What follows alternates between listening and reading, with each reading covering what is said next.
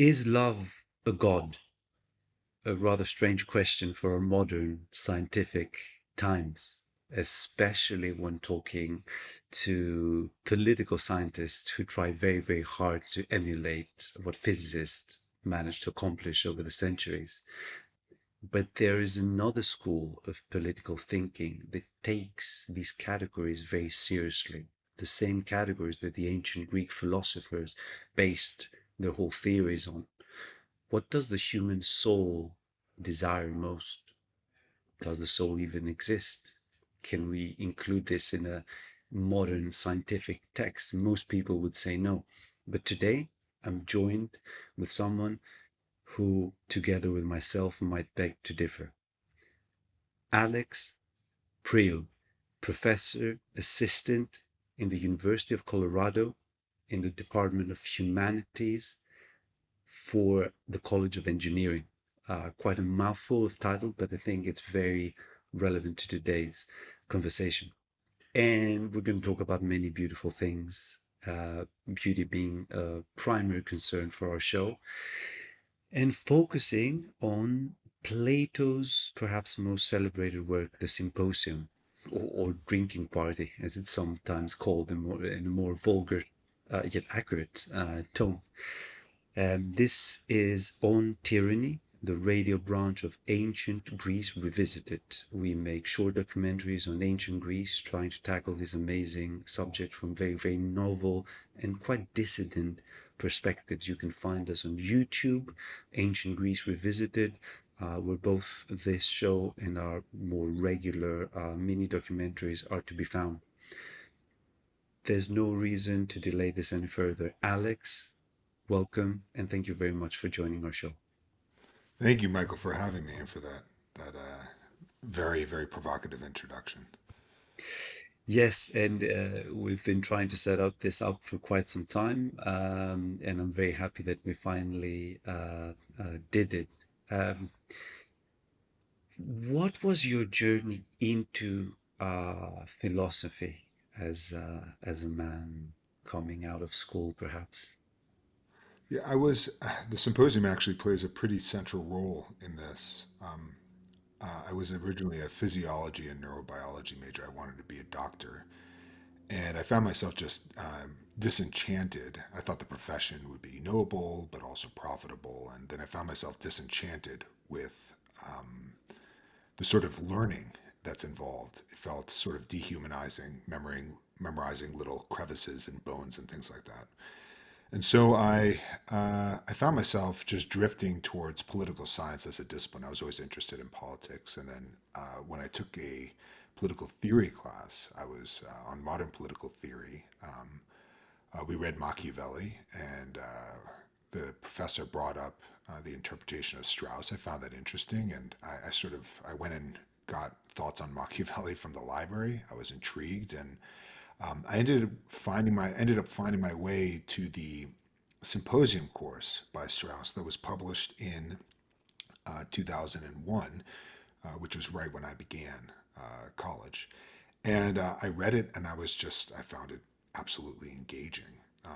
And from there, I sort of made my way through the ancients, but specifically focusing on Plato, which has been the thing I've studied, most. There's a running theme in this episode. Actually, On Tyranny started by interviewing a man, at that time pseudonymous. He called himself the Athenian Stranger. That, for people familiar with Plato's works, that's the perhaps main character of Plato's last or previous to last works. And he also had this recurring theme in this show where people that I've found that I interview very often start from the sciences. And Joe started being a PhD in mathematics in a very rigorous program in the United States. So at the core of, rationality. And then he read some ancient Greek philosophy and he never looked back. And he's actually dropped his PhD and started a PhD there, and he encountered the works of Leo Strauss. And because you mentioned that name by the last name, Strauss, and some of our listeners are familiar, some are not, it's worth unpacking that. Who is Leo? Who is Leo Strauss? Yeah, I mean, Strauss's significance for the history of philosophy is pretty remarkable. I've been thinking a lot about the early Strauss, and one way to think about his significance is to see that he's a young Jew living in Weimar. This is just from the preface, the autobiographical preface to Spinoza's Critique of Religion. But as a young Jew raised in the Weimar, raised in Germany, but then becoming a man in the Weimar Republic in the wake of World War One, he saw liberalism uh, leading not to greater security for the Jews, which was ostensibly the promise of Spinoza, but actually fomenting greater sort of prejudice against them. And so this, I think, was a moment of awakening for him that drove him to Spinoza, and from Spinoza to Maimonides to Farabi to the ancient Greeks, while also in confronting the legacy of Spinoza of liberalism or the origins of liberalism. He was also driven to Hobbes, and from Hobbes back to Aristotle and the Greeks again. And so he found his way back among the Greeks, trying to understand, you could say, two basic dichotomies: reason and revelation, or Jerusalem and Athens, and the ancients and moderns. And at the intersection of both is classical political philosophy, and specifically, this looming figure, what Nietzsche, the man Nietzsche called the so-called turning point and sorry, the turning point and vortex of so-called world history, Socrates, right? And so he came increasingly, especially in his work in the 60s, he identifies from the City and Man all the way through his late studies of Xenophon. He was really focused on what Socratic political philosophy is.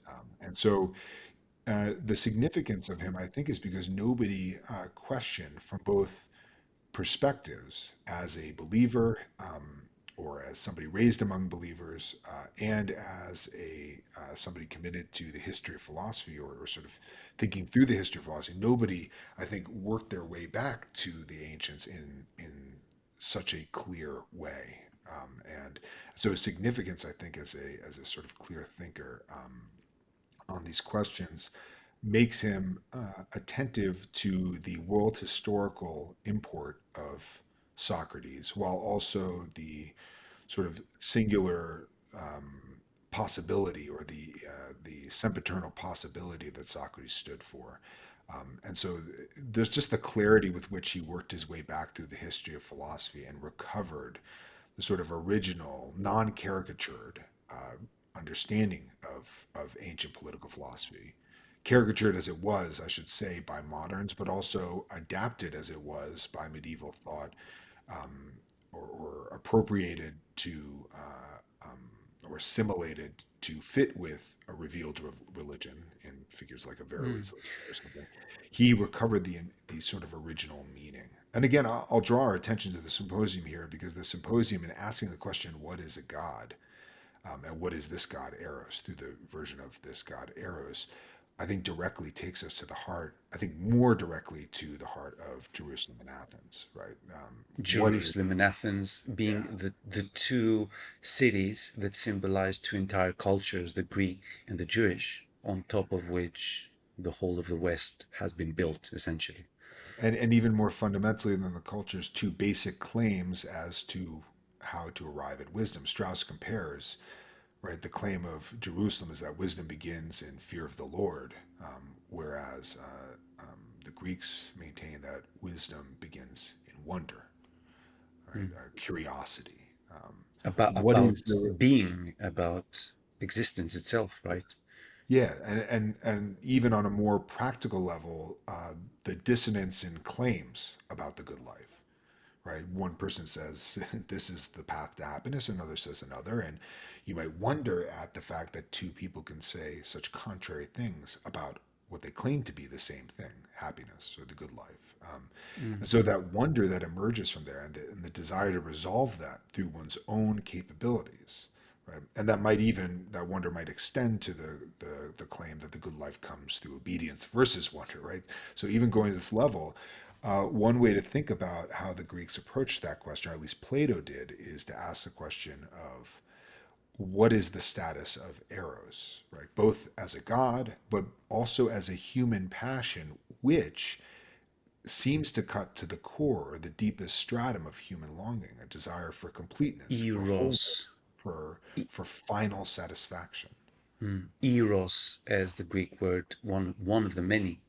words that ancient Greeks had to describe love. And we moderns have inherited two, eros and agape. And we had an episode in ancient Greek, Greece revisited about this topic. Um, and No, but it's I would especially add one more word to just add one more word to that. There's also philia, which is often translated friendship, but also has a place in the family, right? Those who are dear to you are philoi. yeah, it was very different. And what I've noticed from reading Strauss biographies is that you can read the three biographies of Leo Strauss and think that they're talking about three different people. Leo Strauss seems to be different things to different people, and which is not entirely unknown to the history of philosophy. Socrates is actually such a person. The Socrates that Plato describes is very different from the Socrates that Xenophon describes. It's very different from the Socrates that Aristophanes ridicules in his Clouds, who's like a long-haired hippie Socrates. And the Plato version dominated, and that's the Socrates that we think we know. And Leo Strauss um, seems to be this multifaceted diamond of a man that every person sees. And for me, what drew me, and it's very dear to my heart, is that dichotomy between ancient and moderns. And before we dive into the symposium itself, I think it's worth just mentioning a few things there, because the history that I was taught at school, which is very typical of the history of a modern liberal education system, is that history is a progress from the caveman days to space travel. And of course, this had its ups and downs. Perhaps the Middle Ages were a period of stability at a kind of lower level, and then boom, there comes the Renaissance, another comes the Enlightenment, and here we are, and it's all upwards from there to better forms, to new but better forms. And Leo Strauss drew my attention to something that I was feeling, but I could not express. That in that line, which you can clearly trace if you limit your searches to a few areas of human activity. Technology, for instance, yes, you can draw a line of progress if you limit your investigation into technique, into the use, the conquest of nature. Yes, it's true. From Socrates to Elon Musk, you can almost draw a line upwards. But the Strauss noticed that there is a breaking point on some other level of consciousness somewhere around the 16th century, where European consciousness turns almost upside down. It doesn't matter if between 1400 AD and 1700 AD, which is a blink of an eye in historical terms, it doesn't matter if, our instruments for measuring the stars became better and better and better progressively. Somewhere there, something changed fundamentally and radically. And Strauss draws attention to this break, to this watershed moment where European consciousness almost flipped, and no one else seems like almost indoctrinated by the narrative of progress. No one dares to say that something fundamental happened that's unrelated to progress. It cannot even be considered as progress. Is it turning upside? Whether it's good or bad, and by which standards we judge this, is a very long discussion and a different discussion. But there was this upside. Like, talk to us about this flipping of European consciousness, this break between moderns and classics. So maybe well, Strauss started off with sort of Hobbes's and Spinoza as the big break, but he recognized this is in the 30s, but he recognized already then that a figure loomed behind both of them, and that was Machiavelli. He presents a sort of nice revised version of this in Natural Right and History, a few pages on Hobbes and Machiavelli at the beginning of the Hobbes section. But really, the book Thoughts on Machiavelli uh, ended up being the real place where he explored the thesis that Machiavelli was the founder of modernity. Now, I mean, it's a very difficult issue because the moderns were confronted with a different situation. Specifically, you had these sort of two legacies bearing through the Middle Ages, the Greek and the biblical legacies. And they had to find some way, especially Machiavelli, with this sort of almost mercenary understanding of Christianity that had come to predominate in his day. And this was the cause of great political discord, and it was really not a sort of tenable situation for Europe, and actually put them in a sort of civilizational disadvantage. He talks a lot about the Turk, and I think this is what he means, right? That how are we going to ever hold our own, with this looming conflict? And How and is so Europe they going to hold their own against the Turks, the Ottoman Turks? And so the idea, I think, was to take sort of, you could say, the spiritual realm and transform it into the intellectual realm. Instead of relying on divine providence and the sort of mercenary providence, what we'll do is rely on a kind of mercenary science. And that Machiavelli, you could say, originated that, and that sort of scientific outlook, progressive, obviously, because it has to improve itself by increments, and came to dominate the West. I would like to return to something, and this I think will help clarify it a bit, something you said at the beginning of your last remarks, specifically about Strauss's sort of protean nature and its relation to Socrates, which I think gets at something in the Symposium. Socrates, you mentioned Aristophanes, Xenophon, Plato, right? Different views of Socrates. But I think even within Plato, you get a sort of disarray of versions of Socrates. People like to speak of Socrates as a midwife, for example, but the only time he presents himself as a midwife is to Theaetetus in the Theaetetus. Midwifery is actually mentioned only once outside of the Theaetetus, and that's in the Statesman, which takes place the following day. So obviously deeply connected. Theaetetus is there, but silent in that dialogue. Now, so that's peculiarly circumscribed to Theaetetus. Why? Theaetetus knows about Socratic questions, but just thinks he can't answer it, thinks that all the knots Socrates puts people in proves that it just can't be answered, and so he busies himself with mathematics. Socrates therefore presents himself as a midwife and says, look, you're struggling with this question, your inability to answer it actually proves you have something to say. And so he uses that as a kind of promise. So the midwife is great because I'm just delivering something that's already in you. Have confidence, Theaetetus. Stop being so bashful. And much of the dialogue, much of the Theaetetus, it should be understood as an extended way of trying to encourage Theaetetus and show him that he can say more than he thinks he can say, as indeed he can. Other dialogues, he does not appear as a midwife. In the Apology, for example, he presents himself as an Achillean gadfly, right? A bug, but on the level of Achilles. Very strange.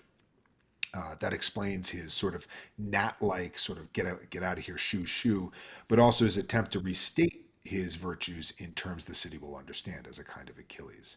Other dialogues, he seems to be a kind of pickup artist, like in the Lysis, for somebody out chasing a boy, a little bit too young, actually, it seems. In other dialogues, he'll don other guises, right? And so there's something strange about Socrates, something very protean himself, in that he's able to appear however he needs to appear in order to secure the conversation with another, right? Mm-hmm. And you can see something similar is true of Strauss, who can sometimes appear like he's picking up off of Heidegger, it sometimes appear like a Platonic political philosopher, sometimes appear as a believer, et cetera, et cetera. He seems to adopt, I think, in the very text where he's commenting on an author, he seems to adopt their style, right? And to appear closer to them than you might otherwise surmise.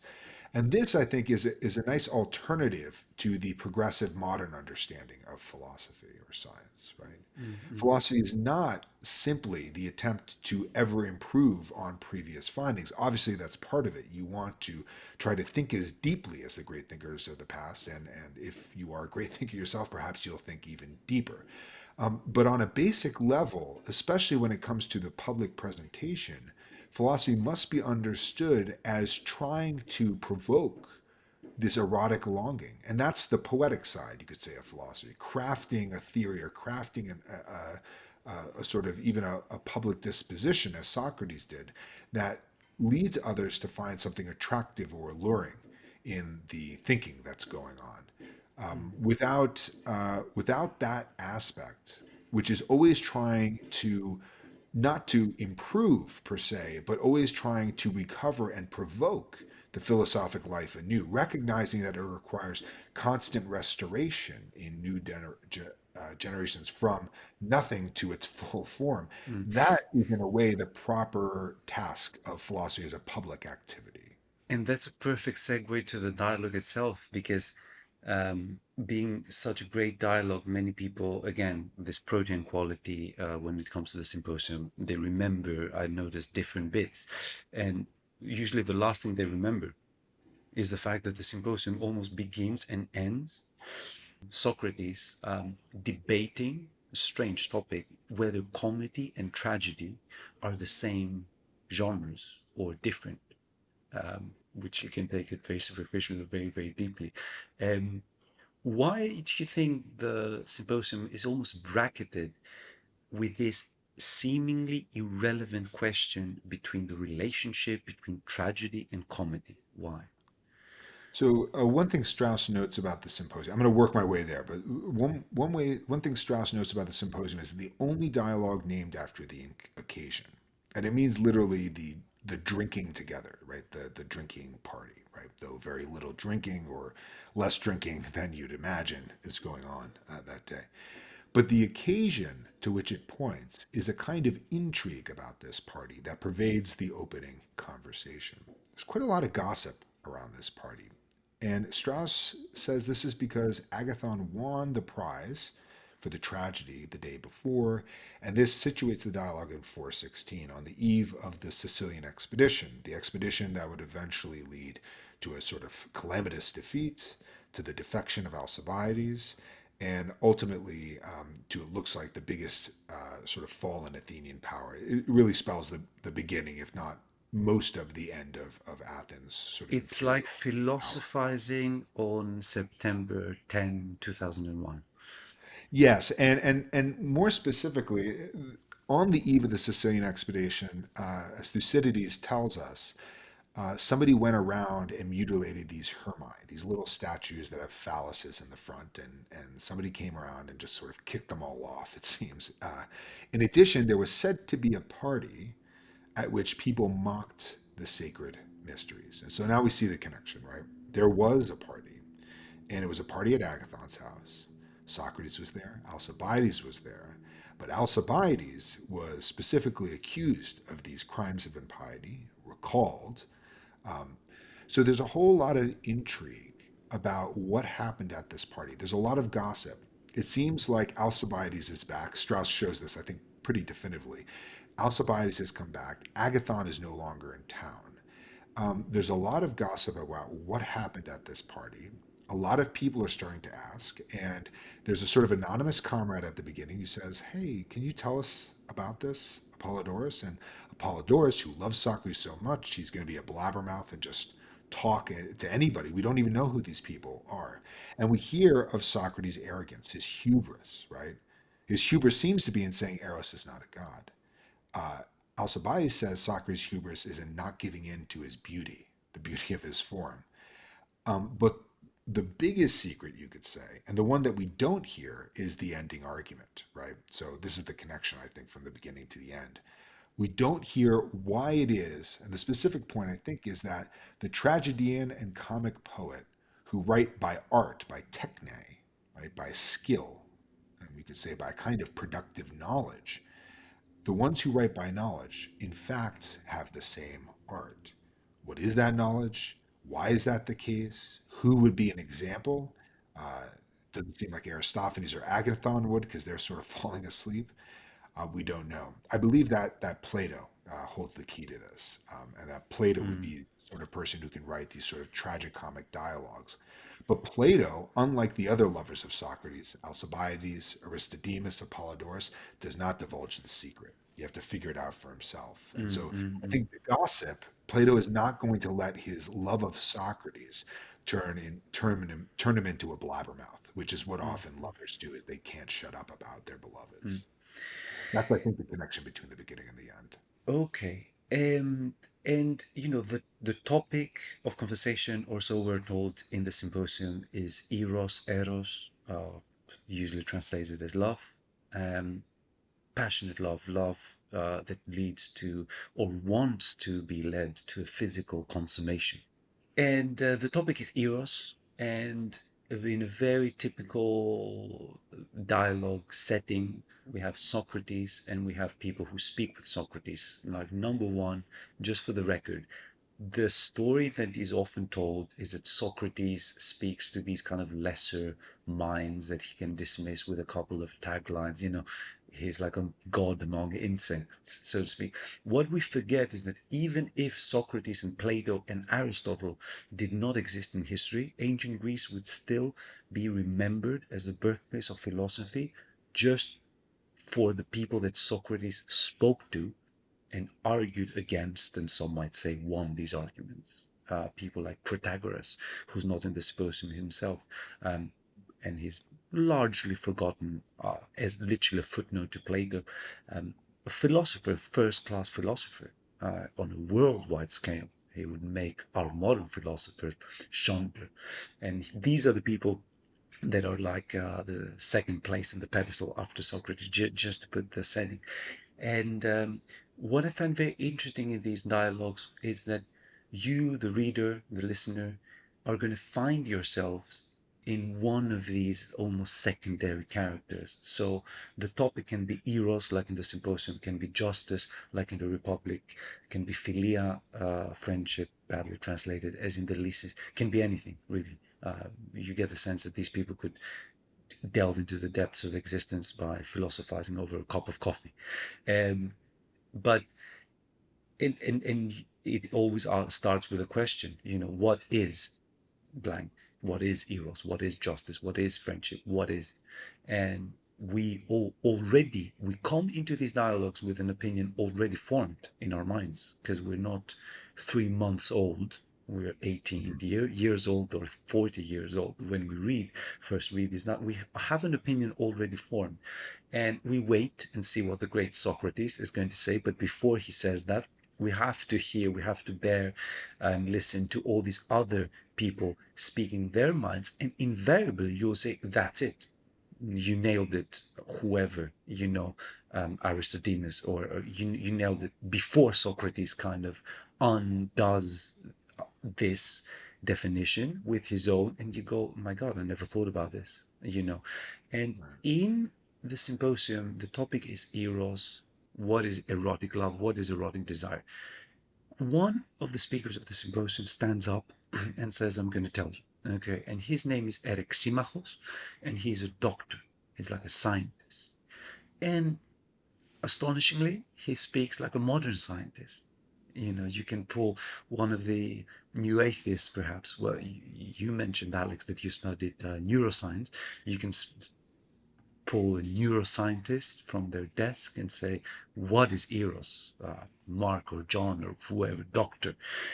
And they're going to say exactly what Eric Simachos says. Eric Simachos says that eros is an imbalance in brain chemicals. Okay. He did not say brain chemicals. He said humus, which means juice, which is fluid, which is like hormones. It's juice that flows in our body. Blood is one of these juices. The theory of humus, of juices, was current in medicine until about 100 years ago. So eros, according to Eximachos, the doctor, is just an imbalance of these juices. It's a temporary madness that's very physically based, is in the body. And like all ailments, in theory, it could be produced by drugs or cured by drugs. Otherwise, eros is a doctor's domain. Eric Simachos would make us think. Yeah. Before turning into Socrates' criticism of that, it's important to start with this, because although it's not the first opinion that's heard in the Symposium, it's where we are at as a civilization. We are Yeah. just right there. It's almost like the whole of the West in 2022 stops and says, Eric, I'm ready to close that book. However, it's called Symposium. Eric Simachos, you nailed it 2,500 years ago. Well done. Boom. Done. Job Yeah. done. So, You know, what? yeah, yeah. You raised. Let me comment on your first point. You've been transitioning from good point to good point, so I feel compelled to comment on both. But the first point you mentioned about sort of being attracted to the questions in Plato, probably the most sort of fundamental insight I had into Plato's art of writing was to see how he not only attracted you by the opening question, but even by the very form and in a way the setting of the book. So, for example, the Symposium is about eros, right? And it's about love of the beautiful, which has a kind of fame, right, or a yearning for eternality, which might channel you to fame. And Plato decided to do two pretty significant things, at least. One is make a very gossipy exterior, as I've already talked about, but also to populate it with the sort of pinnacle of Athenian sort of intelligentsia, if we want to call it that, Eryximachus being one. Obviously, Agathon and Aristophanes, there's Alcibiades is there, Socrates, of course. And there's a sort of array of sort of the leading lights of Athens. And so who's going to pick up this book? Somebody who's really interested in sort of just reading what the most prominent people have to say about this beautiful desire that promises you fame and an eternal glory. And so, by the very structure and even by the very drama, Plato has inclined the sort of reader to pick this up that will then see their deepest longings spoken to in its themes and then finally criticized, right? So, and in a way, different figures pop up. So you've pointed out how the scientist pops up in the figure of Eryximachus in the Symposium. You know, these scientific dialogues for really hard-nosed scientists might be the Theaetetus, Sophist, and Statesman, which is a sort of scientific trilogy. But Eryximachus is an interesting kind of scientist. He's a scientist who has already glorified his science, which is, I think, a very interesting connection to the modern standpoint. Young Socrates in The Statesman is a kind of what I would call an imperialist mathematician who's attracted to methodology and wants to remake all of the sciences after the mathematical sciences and astronomy and things like that. Eryximachus, you're right to see him as deeply tied to a kind of materialism and a commitment to producing harmony among material things by manipulating these erotes, these eroses within the human body and within the world generally. Now, one of the things that comes up that Strauss sort of homes in on brilliantly is to note that Eryximachus concedes there is a study of pure harmony, right? That's not harmony in bodies, right? But sort of simple mathematical proportions, right? So it might be that the proper harmony of two sort of erotes in your body is 1 to 2, right? And so you want to produce that harmony in the body.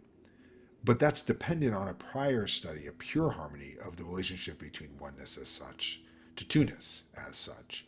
And that, I think, points to a sort of higher longing of Eros, which would be to understand the sort of basic principles or the, to use Socrates' language, forms, in light of which particular sort of instantiations are to be judged as good or bad, right? As adequate to or inadequate to the form. And so one way to think about the Platonic critique of people like Eryximachus and therefore of a sort of materialism is that there seems to have to be some sort of realm or at least an implicit assertion of a enduring essence, right? Or some kind of basic structure of thought or of the world in mathematics. This comes up within actually modern natural science itself. If you look at the debates between Stephen Hawking and Roger Penrose, for example, Penrose is far more committed to idealism because he sees in the mathematical structure of the nature some kind of miraculous sort of intrinsic, sort of character that is pure beyond the sort of particular instantiations that are exhibited in scientific progress. Hawking just makes it all just sort of a matter of kind of particular construction made up by human beings, but Yeah, subjective.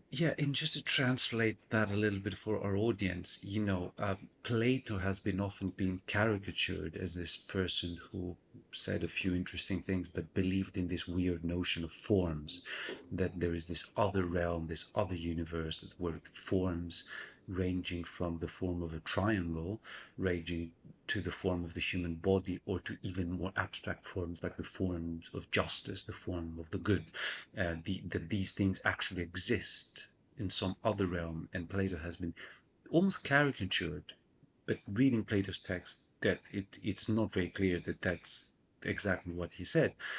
What these people forget is that forms are still a mystery. I can throw a pebble on the surface of a lake, and there will form what I, the human, call circles, concentric circles. Where are these circles? The modern materialist scientists will say nowhere. They're in your mind, which is another way of saying they don't really exist. Okay. Um, but what they're forgetting, and this is how it connects to what you said, is that the circle is not that thing that's drawn on a blackboard with chalk. That's an instance of a circle. The circle is the rule, is 2 times pi times radius. That's a rule that binds points that are equidistant around a center to their radius, to that distance. There's an iron rule that binds them. And the question that you should ask this very materialist person back is to say, okay, so if human beings did not exist, would a circle still obey 2 pi r? Would the hypotenuse of a right angled triangle, the square of the hypotenuse, equal the sum of the squares of the other two sides? Would that rule, would gravity exist? Would the Earth rotating the sun, an Earth without humans, would the law of circles still apply? And they would have to say yes. They would have to accept that rules, laws, shapes, forms exist somewhere, somehow, after they've ridiculed Plato. So that, Yeah. yeah, Yeah, it's a really difficult problem. Strauss in a number of places will talk about how it's impossible to avoid the universal. He usually makes this with regard to historicism, which is the basic premises of progressive natural science. But look, the notion that everybody has a sort of historically conditioned worldview, if that thesis is to be true, that implies a non-historical worldview, the view of historicism, right? Unless you assert that we're at an absolute moment in history of sort of absolute knowing, if you want to take a Hegelian position or something like that. But it's absolutely unavoidable. Now, one of the interesting things about modernity is that in its sort of knee jerk skepticism about knowledge of the universal, it really creates a challenging position over and against which to assert universal knowledge. And what kind of knowledge can you assert?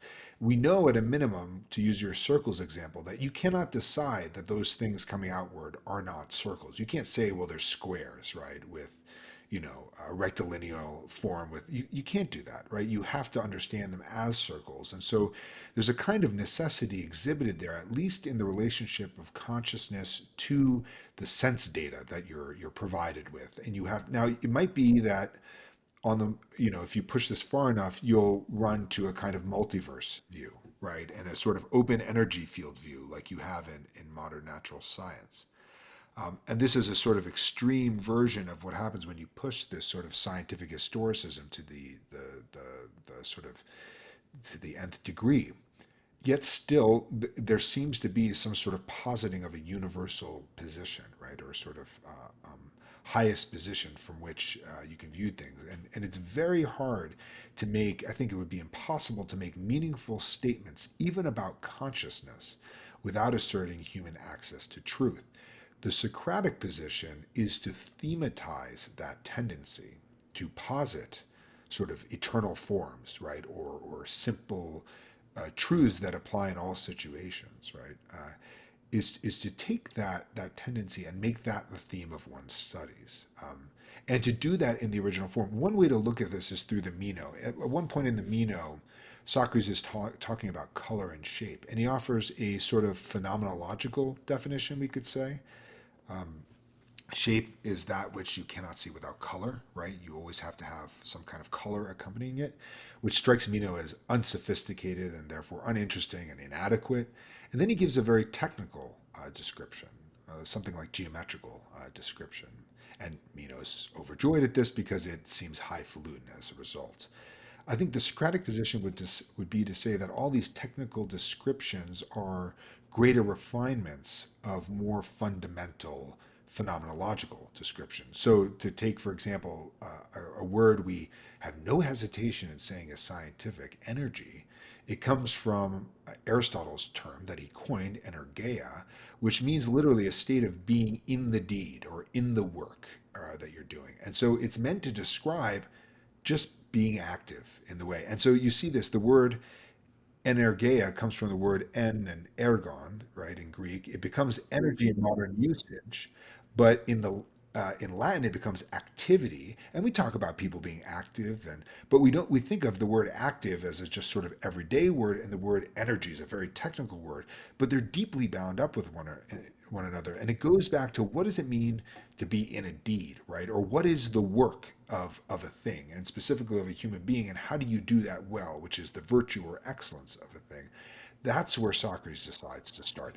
And this comes up, the version of Aristotle's argument here on the human realm just comes from the Republic, a debate between Socrates and a sophist, Thrasymachus, or a rhetorician, Thrasymachus, about what is the human deed, what is the human task that will make us happy. And that pre-technical view needs to be understood prior to going to it. We assume in a progressive attitude that we've just moved from one to the other and it's been all improvement. That we don't conduct that inquiry, or scientists don't conduct that historiographical inquiry. That's up to us, right? As individual human beings to ask, well, I'm told that, I have low energy and I need to, take this or that pill or something like that. But what is the actual deed that I should be engaged in? And to what degree? What is its proper place in the human life? That requires going all the way back to the origins and examining that. And that's the Socratic position. Yeah. That's an excellent thing you said there because, yeah, a lot of people go around the world saying, I have low energy. But if they look into the etymology of the world or the word, it means that I have a low drive to do the work. So if you turn it up in that way, you say, okay, if you ask the question differently, etymologically, why do you have a low drive to do the work? And what is your work? Going to the office? Is it climbing up the ladder and fixing a light bulb? What is the work? And why do you have a low drive doing it?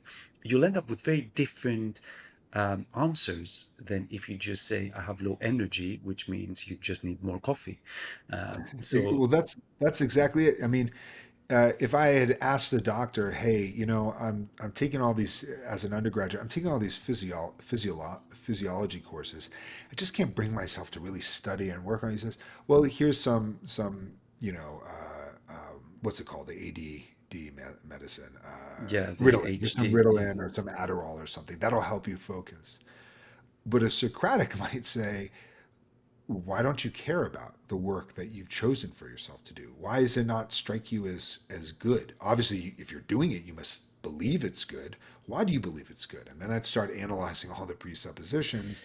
And so these are two ways to approach it, a sort of physiological way. And lo and behold, why do I need Ritalin or Adderall to focus on something?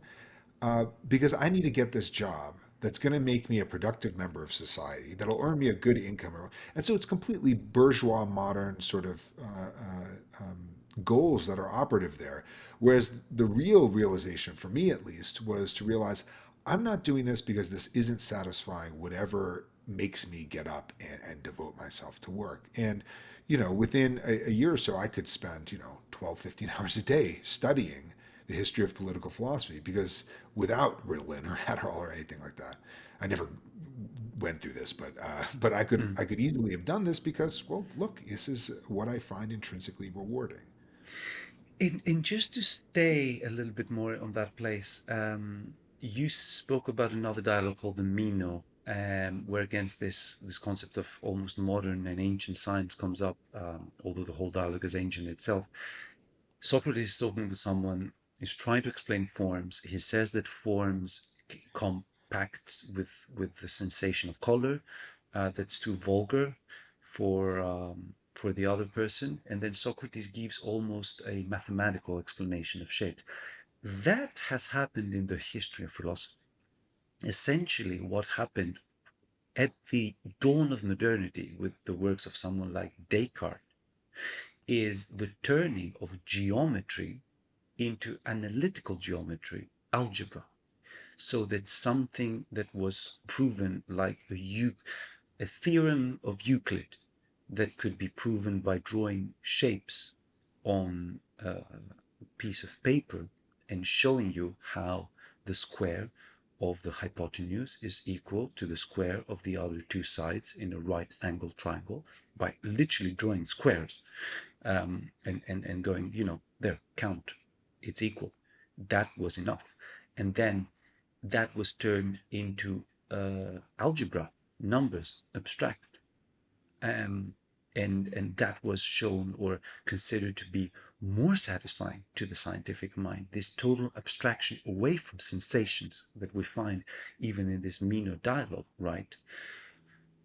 Yeah, yeah, and I think I mean the adaptation of number to geometry is massive. This is what Jacob Klein's excellent book, Greek Mathematical Thought and the Origins of Algebra, turns on, but specifically noting that if you can somehow, it's very powerful to be able to approach things using geometry, in not in the sense of measuring the land, which is the origin of it, but specifically being able to understand the operation or essence of a thing in terms of algebraic and geometrical relations, right?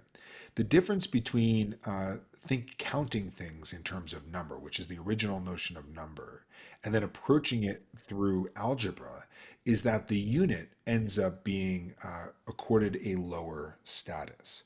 Uh, there's a distinction in mathematics between discrete and continuous number. Discrete number are things like one, which is for the Greeks not a number but the unit, but then two, three, four. You count a number of things.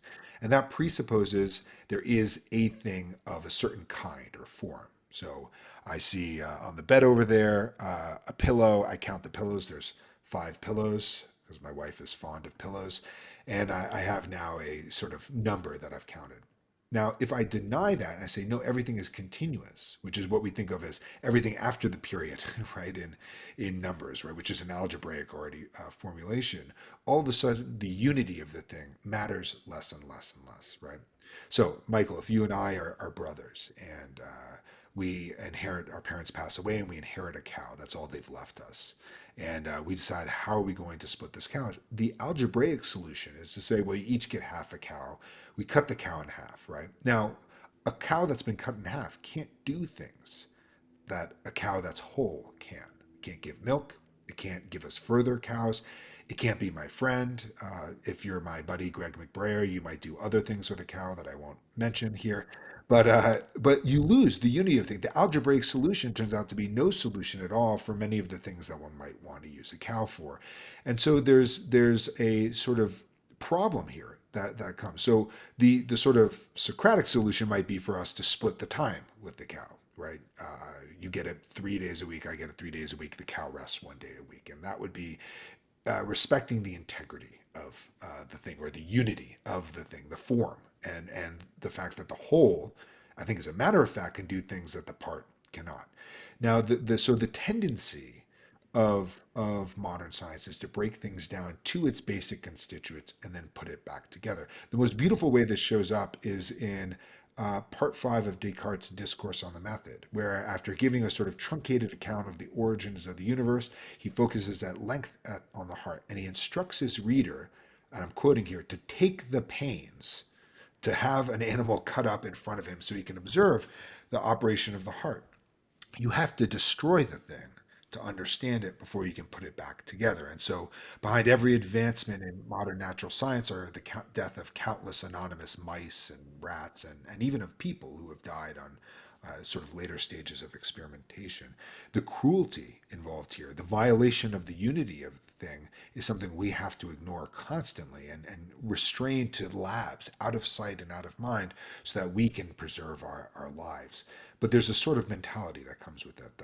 That's really Yeah, and it's interesting that you mentioned this, because in the next chapter of Discourse and Method, he builds upon this idea. Descartes builds upon the idea. Then he says that once we have taken a creature, living creature, apart, like a modern anatomist, and we observe their parts, how they work, the liver, the heart, the valves, the brain. Obviously, today we can do it much better than he could do.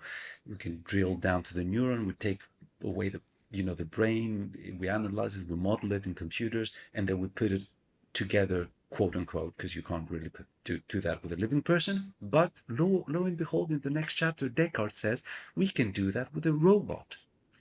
He Yeah. doesn't call it a robot, but it's amazing how these very profound works of philosophy are so far-seeing, because they almost foresee all the consequences of what they've just discovered.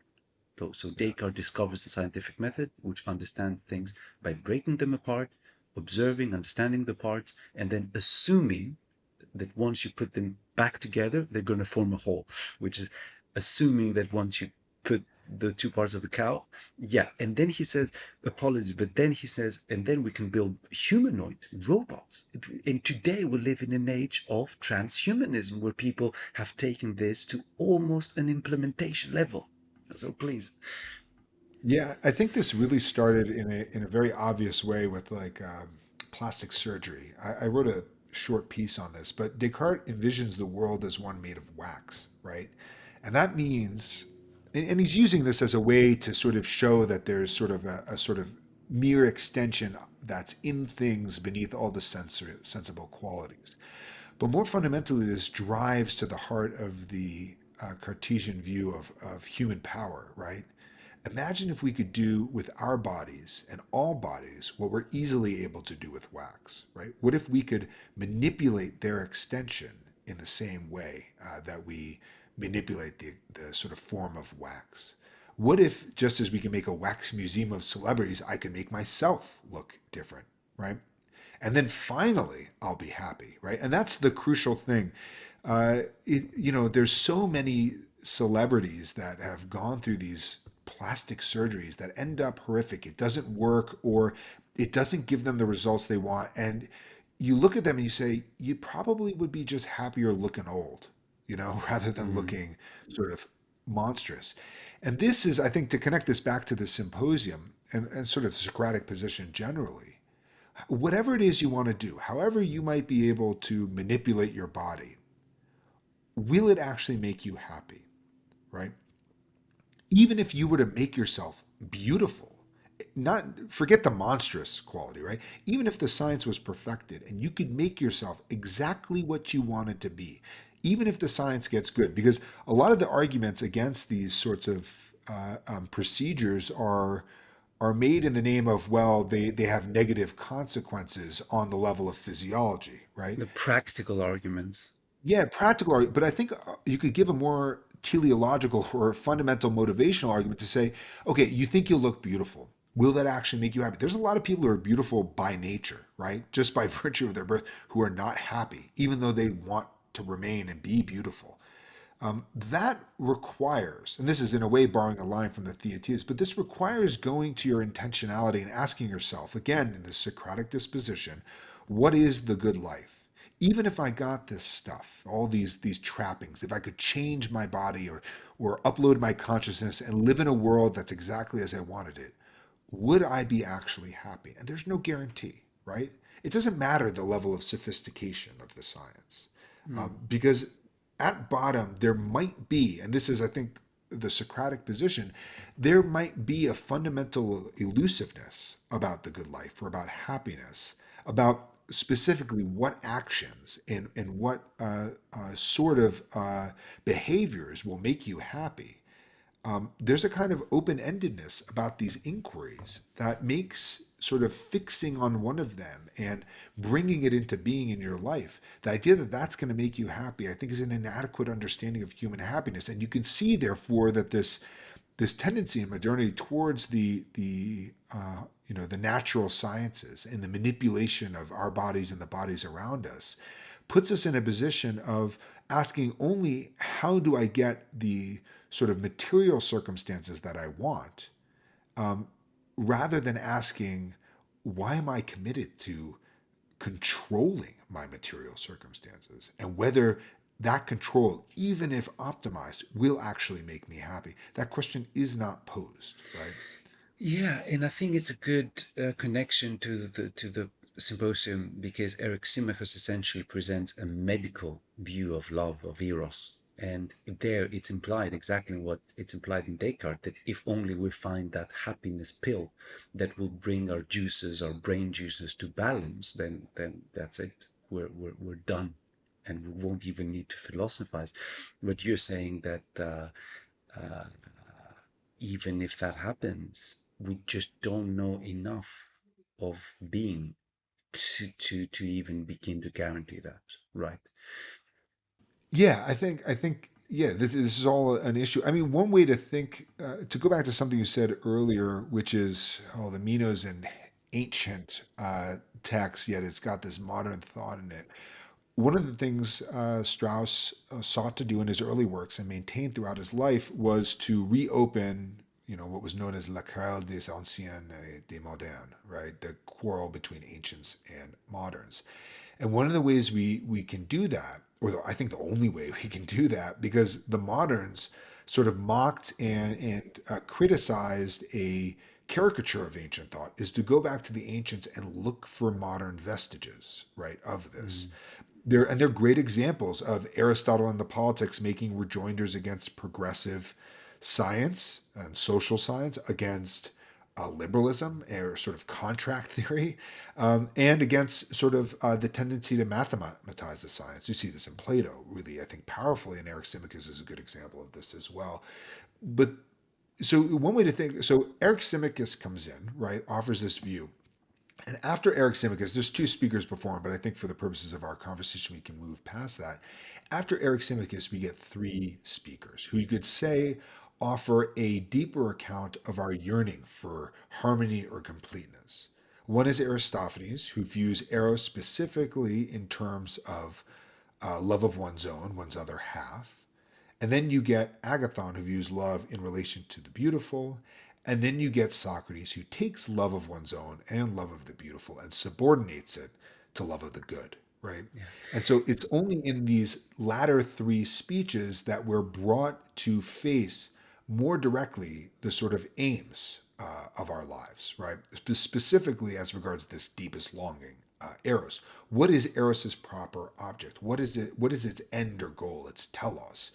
That's something that and therefore they're confronting eros, I think, on its own terms, right? The possible ends: love of another person, love of a sort of renown, and then love of the good, whatever that might be, on the Socratic understanding.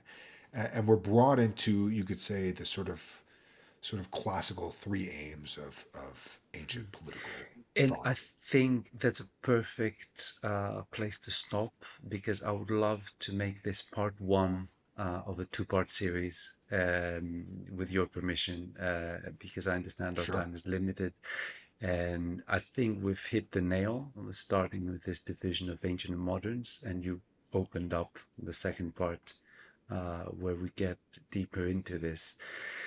So I would love to thank you for this. Sure. I would love to keep this as part one of at Yeah, least a two-part absolutely. series. We'll have another conversation for And sure. we'll have another conversation very soon.